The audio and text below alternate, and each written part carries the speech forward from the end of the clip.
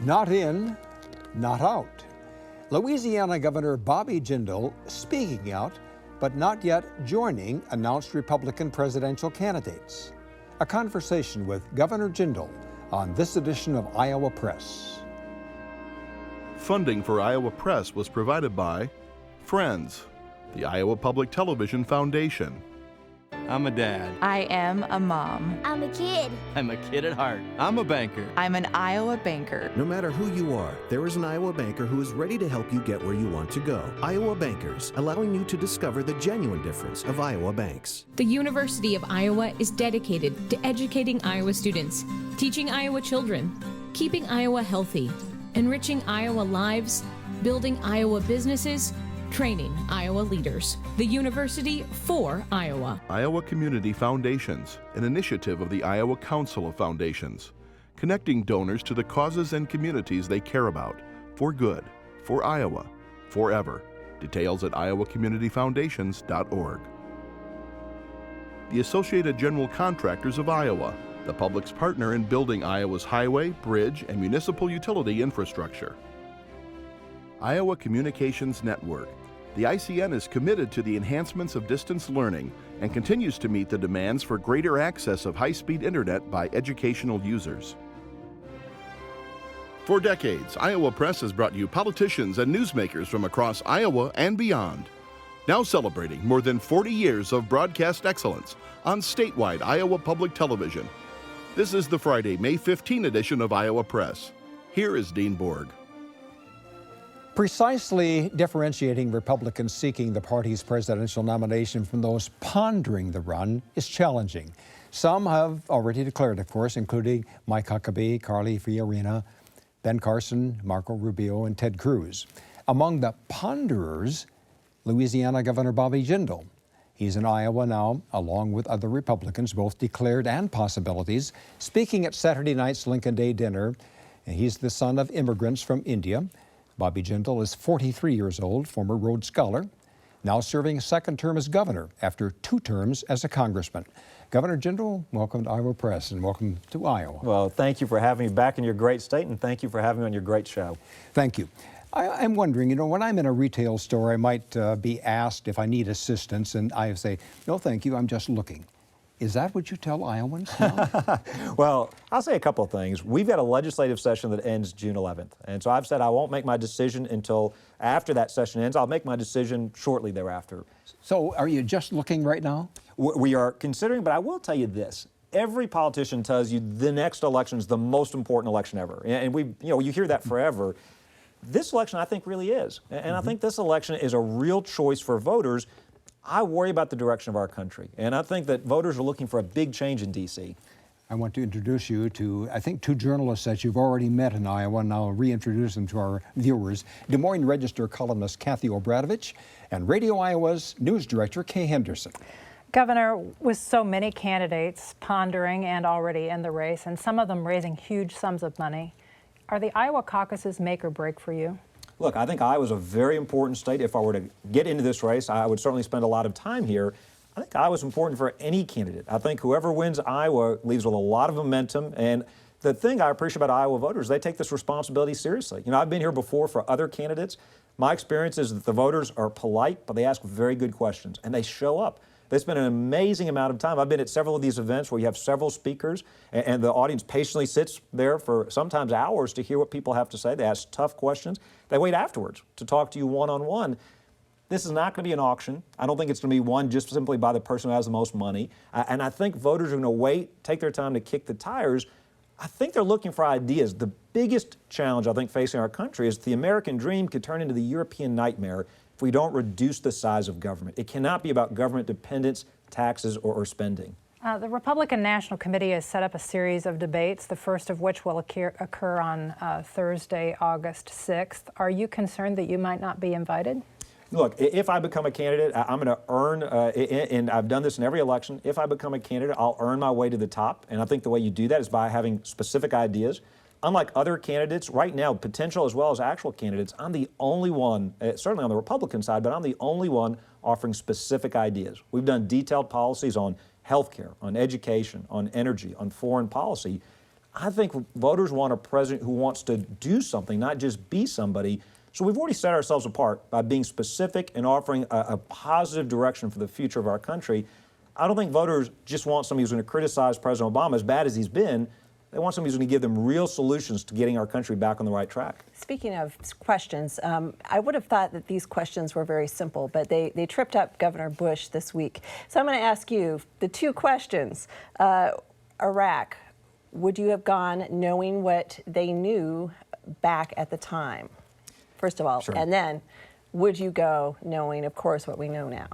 Look, at the time, I think President Bush absolutely made the right decision. And you look at the intelligence that was available at the time, you look at what not only the intelligence community here, but internationally thought they knew about Iraq, about the weapons of mass destruction and the other threats that Iraq was posing to the world. So absolutely at the right time. So let me stop you there. What did go wrong then?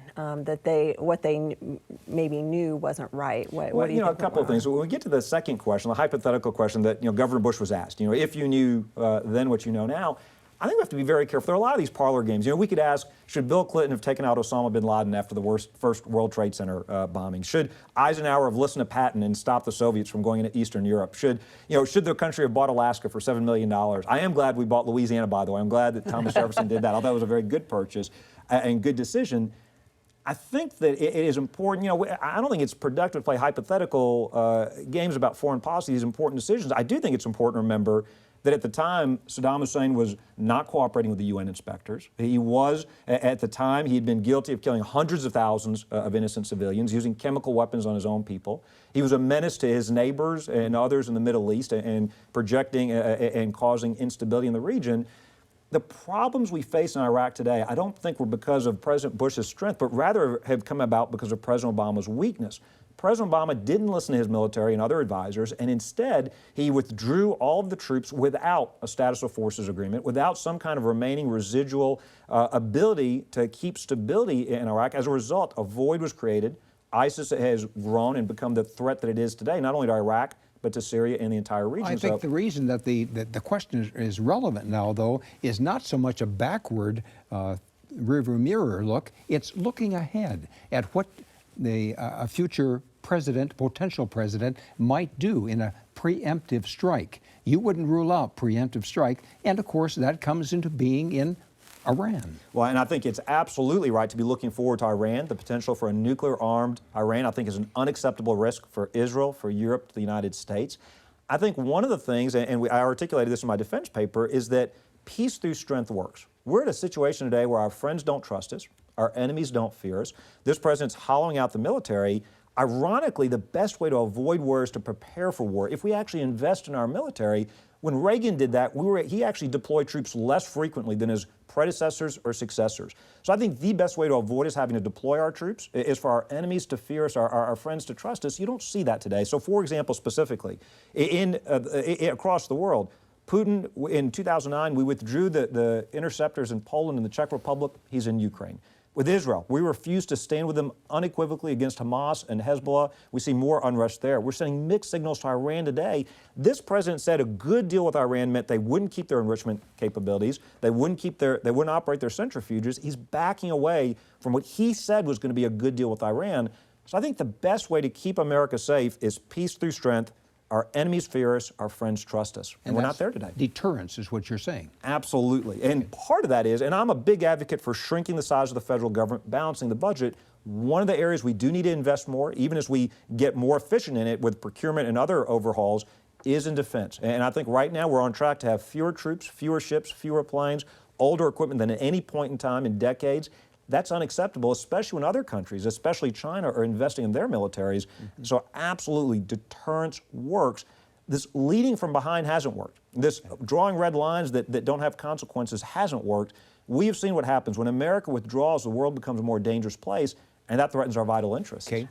Iowa's 2 Republican senators this week signaled that they support giving President Obama fast-track trade promotion authority. You oppose it. Why? Well, I've got great respect for both your senators. I am for free trade. I am for presidents in both parties having fast-track authority. And on this particular deal, I actually think that a good deal with Asian countries, the Pacific countries, would actually be good for our country not only economically but strategically. I think it can help hedge against China, and there are many, many other reasons. I think a good deal would be very good for our country. My main concern with fast track authority, and the reason I oppose it, is this particular president. I worry that this is a president who's ignored the law, ignored the Constitution. This is a president, I don't trust this president, quite frankly. I don't want to give him additional power. I think Congress needs to maintain oversight.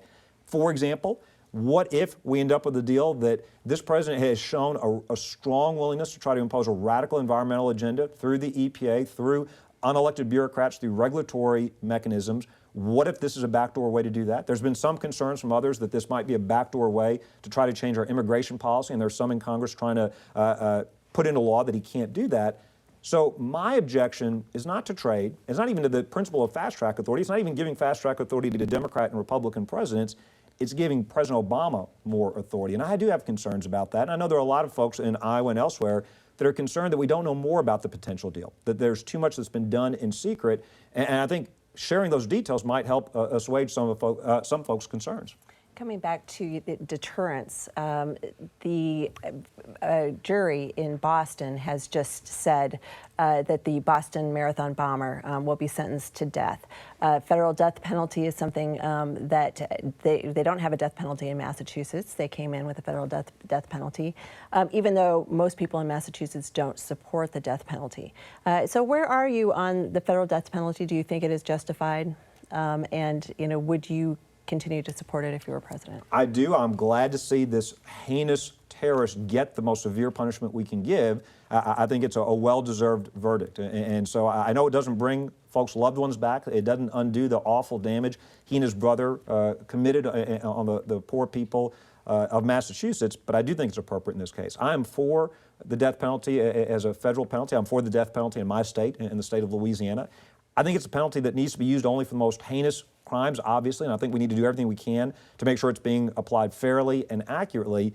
But yes, I'm in favor of the death penalty in my state. Since I've been governor, there's been one criminal that was put to death by the death penalty, and it was an awful, awful case involving a horrific sex crime and the death of a child. This was a man that was clearly guilty, that confessed his guilt, that accepted his fate. I think in the most heinous crimes, yes, it is appropriate to have this penalty. There have been problems, though, with the death penalty, lethal injection, particularly with the drug cocktail that they used in Oklahoma. There was a serious problem there. Louisiana has used the drug, as has other states. So is there going to be a problem, or have you experienced a problem in Louisiana with having the means to carry out these executions in a humane manner? So there is a case in front of the courts now where the state has agreed, the defense attorney has brought this up and asked for time to make sure they could ensure that it was being done correctly and humanely, and the state agreed with that request. We said to the judge that we didn't oppose that. We want to make sure we get this right, and our legislatures actually considered different alternatives and encouraged study of different alternatives and to learn from the experiences of other states. So we haven't actually had, since I've been governor, we haven't actually had problems with the implementation of the death penalty, but we have agreed in this case that's before the court would be the next inmate that would face the death penalty. We have agreed to the court's request and the defense party's request for a few months' time for them to go and investigate and make sure this can be done properly. Again, I think we need to get it right. This is obviously a very serious undertaking. We should never take human life lightly, and this is something where it is important we make sure that we do everything we can to make sure that due process is followed, that people have adequate counsel, and that we are truly talking about people that are guilty and guilty of heinous crimes. But it's important to remember, at the state and the federal level, we reserve this penalty for the very worst crimes. This is not being done casually, cavalierly. Certainly in the Boston Marathon, in the massacre, the terrorist case, I think it's absolutely appropriate. If we had captured Osama bin Laden alive, for example, and brought him back to the States, I would have been all in favor of executing Osama bin Laden. I would not have wanted him to see him live his entire life and die a natural death. I would not have wanted him, and I think given the horrific deaths and damage and destruction he caused, I think the death penalty would have been warranted in that case as well. Governor, you are presiding over a budget which has some difficulty balancing. There's a $1.5 billion budget gap. That's not a budget you inherited. That's something you've been managing because you're in your second term. What do you say to critics who are concerned that you had taken so-called rainy day money to pay for ongoing expenses?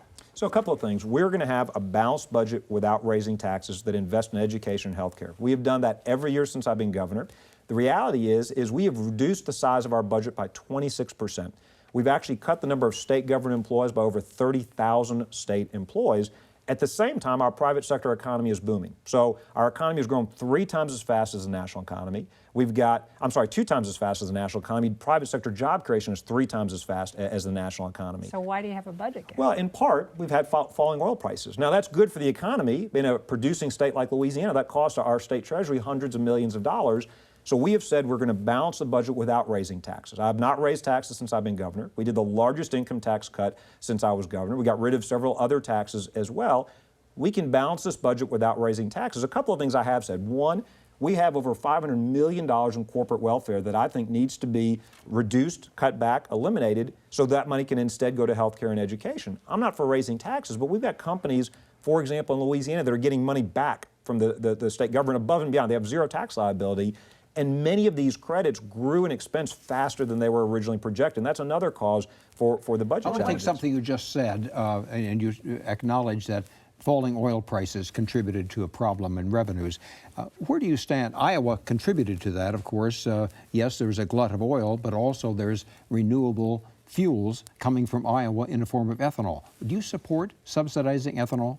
Couple of things. So when I was in Congress in 2005, I did vote for the RFS for ethanol, the Renewable Fuel Standard. I think ethanol has played a great role in making us more energy independent, and I think it's been good for our country. I am for phasing out the RFS, the ethanol mandate. And the reason I say that is... Over how long? Over how many years? Well, look, I think that it needs to be done in a way that folks that have made investment decisions based on commitments from the federal government don't overnight become losers. And so I think we can figure out how do you do this in a way where you don't hurt people who have economic expectations based on these promises from the government. But the reason I'm for phasing it out over time is that I think it is, one, not right for the government to continue to pick winners and losers. I was in favor of it when this was a new and growing fuel source and industry, and I think now it can get to the point where it can be self-sufficient and compete with others. Secondly, I'm for putting all of the different subsidies on the table, including for oil and gas. I come from a state that produces oil and gas. I'm an all of the above energy advocate, and that includes wind, ethanol, oil, gas, nuclear, clean coal. I'm for all of it. But if I'm really, Republicans oftentimes criticize Democrats for putting loopholes in the tax code or special interest spending. We've got to be consistent. If we don't like what the president did with Solyndra and bailing out and giving money to their favorite groups or companies, we can't then turn around and say, but it's going to be okay when we do it. So I think ethanol has got a very important role to play. And I will say this, my state has benefited tremendously from the growth in ethanol. A lot of our farmers, as I was governor, we crossed a very important point. At one point in North Louisiana, for the first time in a very long time, they were growing more corn than cotton. And that wasn't an accident. We are known for our cotton. We also, in my state, had one of the first, if not the first, large-scale biodiesel renewable refinery. And they were taking literally, we have a large poultry sector, as y'all do, and they were taking chicken waste products and turning that into diesel and fuel that could go into aircraft and other vehicles. So we've benefited as well. But I think at the end of the day, let's have a level playing field. Let's stop the government picking winners and losers and let all the industries compete against each other. One of the other consequences of the budget cuts in your state is cutting hundreds of millions of dollars from higher education. You're known as an education reformer for K through 12 education. Are there different ways of delivering higher education that you see by shrinking the amount of money that you're putting in as a state? Absolutely. A couple of things. One, so for in higher education in Louisiana, we have our highest retention graduation rate. So when you look at the outcomes, students are doing better. Two things I think we need to change. One, the way that states have historically funded higher education, at least in Louisiana and many states, was based on inputs, not outputs. So in Louisiana, for example, we were funding schools based on how many students they recruited, not whether those students stayed in school, graduated from school. As a result, we had high dropout rates, many kids starting in four-year schools that maybe would have been better off starting in community or technical colleges.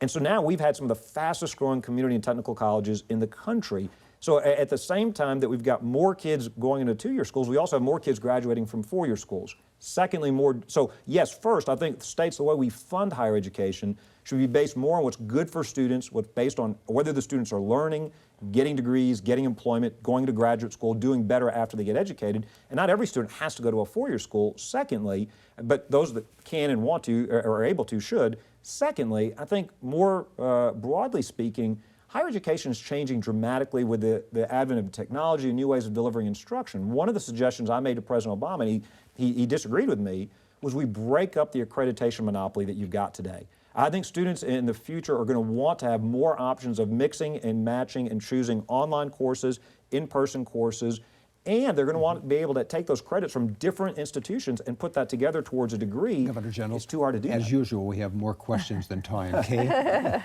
You have been a critic of Common Core. The business community in America has been pushing for schools to have higher standards. What's wrong with the higher standards? I am for higher standards, and we've put a lot of effort into K-12 reforms in my state, and just like with higher education, with great growth in retention and graduation rates, I believe a couple of things. One, the dollar should follow the child instead of the child following the dollars. And so that means whether it's public schools, charter schools, private schools, we're for all of it in Louisiana. Over 90% of our kids in New Orleans are in charter schools, doubling the percentage doing reading and math on grade level in 5 years. My concern with Common Core, and in Louisiana we've got high standards even before Common Core, my concern is I don't like a one-size-fits-all federal approach. I don't like this idea that DC is going to tell local classrooms how they should be teaching math and ELA. And I've got specific concerns with math. My little boy, my third grader, has been bringing home his Common Core math. He gets the answers right. He's very good at math, but the way that Common Core teaches you to solve the math is very frustrating to him. Doesn't make intuitive sense to him in terms of, I think they've made math much more complicated than it needs to be. Regardless of the content, this was supposed to be voluntary, state-led standards, and it hasn't become that. Instead, it's become, Arnie Duncan has said, well, if you want your own tax dollars back, you have to adopt Common Core. If you want waivers from No Child Left Behind, you have to adopt Common Core. We're actually in federal court suing the federal government saying, you know, this is a violation of not only the 10th Amendment, but federal law. There's existing, long-held federal law that says the federal government should not be making these curriculum decisions. They've never done that before. I don't think they should be doing that now. Because you referred earlier to immigration, I think our viewers would like to know, where do you stand on the nation's immigration dilemma? A couple of things. One, I think what the federal government needs to do right now is to secure the border. We don't need a 1,000-page bill. We don't need the comprehensive approach from the Senate. Secure the border. You know, they keep talking about it, they never do it. Our immigration system is completely backwards. We have got a low wall and a narrow gate. Secure the border, then what? Well, what about our people already here? Well, first let's do that. But then what's wrong with our immigration system is, again, that low wall, that narrow gate. We need the opposite. We need a high wall and a broad gate. High wall means you've secured the border. That's the only thing that needs to be done right now. Once that's done, when I talk about a broad gate, what I mean is we make it too hard for people that do want to come here legally. One of the great examples is we educate people and we kick them out of our country to compete against us. That makes no sense. We need to make it, I think we need to make it easier if people want to follow the rules. If they want to come here to work, if they want to come here and assimilate and integrate, I don't think we allow enough people to come and do that legally. And to deal with the ones who are already here. I think America will deal with the folks that are here currently illegally compassionately once we secure the border. Okay. I think it's premature the problem that a lot of folks have is in the 80s we were told, if we do it all at once, we'll secure the border, we'll deal with the folks who are here. Well, they did everything but secure the border. So I think a lot of folks are skeptical. They're saying, secure the border first, and then we'll deal compassionately with the folks that are here. People are also skeptical that the border will never be secure enough for people, you know, who don't want to deal with that, you know, dealing with people who are here illegally. So, I mean, how do you decide if the border is secure or not? That's a great question. For me, it's pretty simple. I would just ask the border state governors. And you've got a Democrat in California, you've got Republicans on the other border states.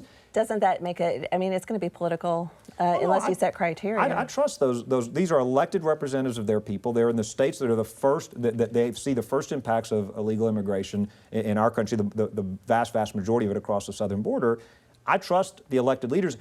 Here's the problem, the other approaches. So the Senate tried to say, we secure the border in their comprehensive bill by saying, look at all the money we've spent. D.C. is the only place in America that says we accomplished something because you know we did because we spent a ton of money. Kay's been trying to get a question in. Oh, I'm sorry. Sorry. You came to this country because your mother was recruited to teach here and do research here, correct? She came as a student at LSU, Yeah, so she was a graduate student, and so she was recruited as a student. She was a teaching assistant, but yeah, she was recruited mainly to be a student. I've run into Republicans who want to know, are you a citizen? Yes. And you've released your birth certificate. Why did you feel compelled to do that? Just out of transparency, people kept asking, and why not? We've got nothing to hide. I was born at Women's Hospital, where 2 of our 3 children were also born in the same hospital in Baton Rouge. My parents didn't have insurance to pay for me, so my dad paid for me with monthly payments through cash checks back then is how they did it. I like to tease people. He used a layaway plan. I said, I don't know how you pay for a baby like that because I can't repossess the baby. We had nothing to hide, and Women's Hospital is a great hospital. They've moved to a new campus. So you how old I am. They've moved to a new campus since then. People, alert viewers may have noted, I said 2 of the 3 children were born at Women's Hospital. The third one, the 8-year-old we were talking about before, was the one that was born at home. Not on purpose, that had nothing to do with politics or saving money. First child, 36 hours of labor. Second child, 24 hours of labor. Third child, 30 minutes of labor. And so that was the one that was, we were supposed to go to Women's Hospital. We didn't quite make it. After the 2012 election, you were quoted famously as saying that Republicans should not be the party of stupid. Did Republicans learn the wrong lessons from the 2012 election? And what do you think the Republicans can do to be smarter in 2016? You're right. I said 10 things back then. The one that got most attention was, well, we should stop being the stupid party. And my kids loved it because they said, Daddy said a bad word on TV. They didn't, they gave me a lot of grief over that. I think we've gotten better since then, but I think we've got work to do. And the primary lesson is that we cannot simply be the anti-Obama party, the party of no. We have to have smart solutions to help people in terms of the issues they care the most about. So, for example, we talked earlier about education. I think a lot of folks are worried if they're not wealthy, their kids may be trapped in bad public schools. Are you discerning too they're not concerned about Obamacare? No, I think that's still a very important issue for a lot of folks. I think the Republicans won elections in blue, red, and purple states last year saying, give us the majority, we'll repeal Obamacare, replace it. I think that they have to have a replacement plan. I'm the only potential candidate that's offered a detailed replacement plan. I think Republicans make a big mistake not voting on their plan today. Right. Not tomorrow, not when the Supreme Court rules, but right now saying how they would replace Obamacare and improve it. What is your plan for passing a religious liberty bill in Louisiana that won't create the firestorm that was created in Indiana? So a couple of things. We already have a Religious Freedom Restoration Act. We passed it in 2010 in my first term, huge bipartisan majorities. Virtually nobody, a few legislators voted against it. The bill that's being debated next week is a little different. Michael Johnson's offered a bill saying that the state of Louisiana cannot discriminate against individuals or businesses for having a traditional view of marriage. I think it's a common sense bill. Our country was founded and built on freedom and liberty. The First Amendment says we have the right to live our lives according to our beliefs 24 hours a day, 7 days a week. That's what the Religious Liberty Clause, to me, means in the First Amendment. I think Democrats and Republicans in Louisiana will understand that, understand we shouldn't be discriminating against Christians and others who happen to have a traditional view of marriage like I do. And we're out of time. Thank you so much for spending time with us. Thank you, all of you, for having me. And thank you to the great people of Iowa. Another edition of Iowa Press next weekend, 7:30 Friday night and noon on Sunday. I'm Dean Borg, and thanks for joining us today.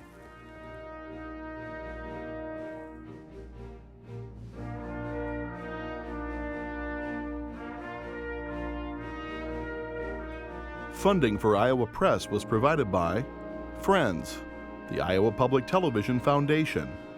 I'm a veteran. I'm a builder. I'm a volunteer. I am a teacher. I'm a banker. I'm an Iowa banker. No matter who you are, there is an Iowa banker who is ready to help you get where you want to go. Iowa Bankers, allowing you to discover the genuine difference of Iowa banks. The University of Iowa is dedicated to educating Iowa students, teaching Iowa children, keeping Iowa healthy, enriching Iowa lives, building Iowa businesses, training Iowa leaders. The University for Iowa. Iowa Community Foundations, an initiative of the Iowa Council of Foundations, connecting donors to the causes and communities they care about, for good, for Iowa, forever. Details at iowacommunityfoundations.org. The Associated General Contractors of Iowa, the public's partner in building Iowa's highway, bridge, and municipal utility infrastructure. Iowa Communications Network. The ICN supplies authorized users with dedicated internet and data connections to enhance their mission of protecting the citizens of Iowa with a private and secure statewide fiber optic network.